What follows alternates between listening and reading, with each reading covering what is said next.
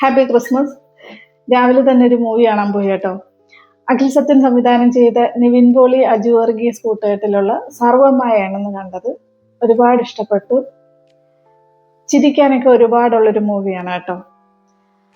കുറേ നാളുകൾക്ക് ശേഷം നിവിൻ പോളിയുടെയും അജു വർഗീസിന്റെയും പഴയകാല ചിത്രത്തിലുള്ള കോമഡി രംഗങ്ങളൊക്കെ ഇല്ലേ, അന്ന് നമ്മളെ ചിരിപ്പിച്ചിട്ടുള്ള അതുപോലെ ഉള്ള ഇത് രംഗങ്ങളൊക്കെ നമുക്ക് ഇതിലൊത്തിരി കാണാൻ പറ്റും കേട്ടോ അവരുടെ.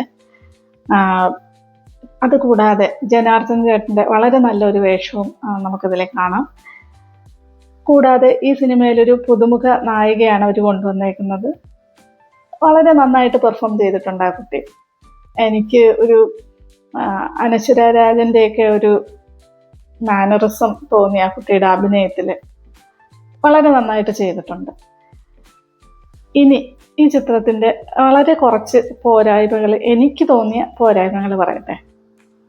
അതായത് ഇതിൻ്റെ പാട്ട് രംഗങ്ങളൊക്കെ എനിക്കത്ര നന്നായിട്ട് വന്നിട്ടില്ല എന്നാണ് എൻ്റെ പേഴ്സണലി ഉള്ള അഭിപ്രായം.